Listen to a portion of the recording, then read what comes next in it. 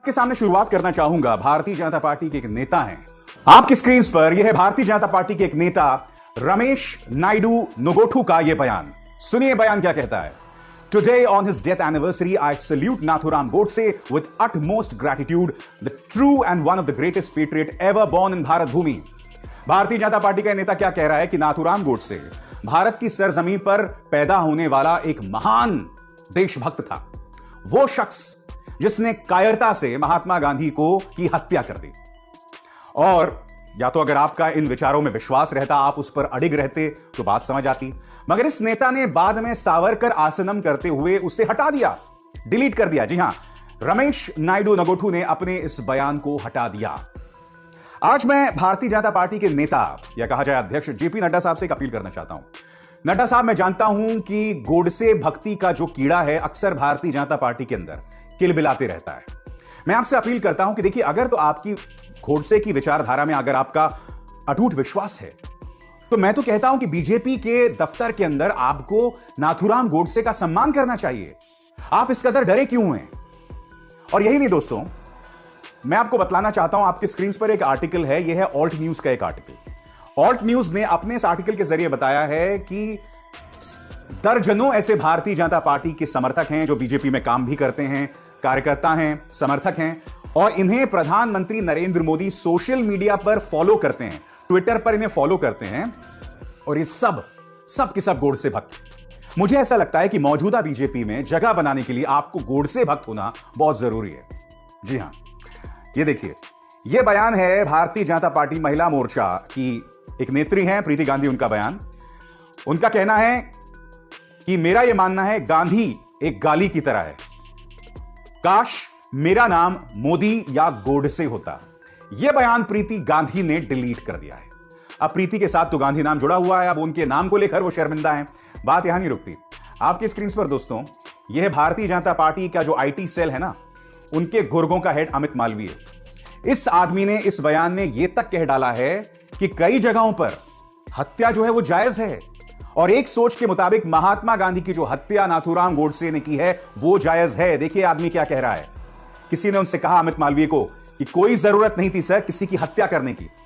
तो इसके जवाब में क्या कहता है, actually there have been instances where killings have been deemed to be acceptable, look up case laws. यह आदमी कोई और नहीं है, बीजेपी की आईटी सेल का हेड है। और यही नहीं, पश्चिम बंगाल के जो चुनाव होने वाले हैं ना, इसकी सहायक भूमिका होने वाली है। तो इस कदर के लोगों को, इस तरह के लोगों को महत्वपूर्ण पद दिए जा रहे हैं भारतीय जनता पार्टी के अंदर। यह है Amit Malviya, BJP IT cell का हेड, और पश्चिम बंगाल के अंदर जो बीजेपी की तरफ से जो अभी चुनाव होने जा रहे हैं, इस आदमी की सहायक भूमिका होने वाली है। जैसे मैंने कहा ना, अगर आपकी वाकई गोडसे में भक्ति है तो आप पूरे दमखम के साथ उसमें भक्ति बताइए। फिर यह विचारों की लड़ाई हो, गांधी बनाम गोडसे, मगर फिर आप बयान दे देते हैं और फिर यू टर्न करके या सावरकर आसनम करके अपने बयान को हटा देते हैं। मैं आपको बताता हूं क्यों। क्योंकि भारतीय जनता पार्टी अंतर्राष्ट्रीय स्तर पर और भारतीय जनमानस में अपनी स्वीकार्यता चाहती है। वो जानती है कि अंतर्राष्ट्रीय स्तर पर गोडसे को, यह कहा जाए भारत में कई लोग गोडसे को एक आतंकवादी ही मानते हैं, उससे ज्यादा कुछ नहीं, मगर गांधी वो शख्स है जिसकी विचारधारा आज भी प्रासंगिक है। क्योंकि आज भी हम गांधी पर बहस करते हैं, तर्क करते हैं।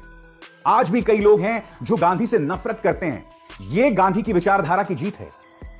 और इन चेहरों पर गौर कीजिए, Nelson Mandela, Barack Obama, Martin Luther King, ये वो तमाम चेहरे हैं जिन्होंने विश्व के मानचित्र पर अपनी मौजूदगी दर्ज की, और ये सभी गांधी को अपना आदर्श मानते हैं।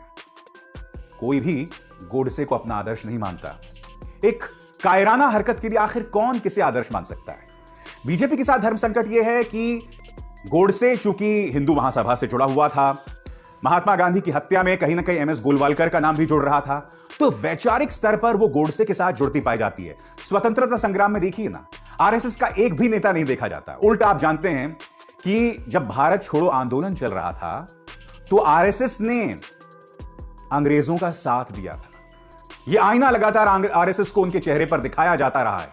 मगर उस वक्त भी महात्मा गांधी ने कभी भी आरएसएस को देशद्रोही नहीं कहा था, जैसे आज की तारीख में बीजेपी हर किसी को देशभक्त और देशद्रोही का तमगा देती रहती है। और एक और चीज मैं आपको बताना चाहता हूं कि आखिर प्रधानमंत्री इस कदर के गोडसे भक्तों को क्यों फॉलो करते हैं, उसकी मैं आप वजह बताना चाहता हूं। क्या आप जानते हैं कि प्रधानमंत्री ने अपनी जिंदगी में एक ही किताब लिखी है और वो किताब आधारित है एमएस गोलवालकर पर। और अगर आप एमएस गोलवालकर की भूमिका 1947 और 48 में देखें, और इस बात का जिक्र रामचंद्र गुहा ने अपनी किताब में बहुत खूबसूरती से किया है। 1947 से 1948 के बीच, यानी कि महात्मा गांधी की हत्या से करीब 1-1.5 साल पहले, एमएस गोलवालकर और उनकी विचारधारा से जुड़े लोगों ने महात्मा गांधी के खिलाफ एक बहुत ही घटिया, वाहियात और झूठा प्रोपेगेंडा चलाया था। महात्मा गांधी के बारे में न जाने कितनी अफवाहें फैलाई थी, बिल्कुल उसी अंदाज में जैसे आज की तारीख में बीजेपी आईटी सेल कई लोगों के खिलाफ अफवाहें चलाता है, मानो इन्हें एमएस गोलवालकर से जो है शिक्षा मिली हो। यह बात सिर्फ रामचंद्र गुहा ने अपनी किताब में नहीं की, दिल्ली पुलिस ने बाकायदा इस बात का जिक्र जो है उन्होंने अपने रिकॉर्ड्स में किया है, जिसका जिक्र नाथूराम गोडसे ने किया था। और इस बात पर मैंने कार्यक्रम भी किया था आज से कई महीनों पहले। भारतीय जनता पार्टी का यही धर्म संकट है। और आज मैं बीजेपी से यही तो अपील करना चाहता हूं कि देखिए, अगर आपका विश्वास है गोडसे में तो पूरी तरह से विश्वास कीजिए। इस तरह से कायरों की तरह पीछे दरवाजे से गोडसे भक्ति ना करें, दम दिखाइए।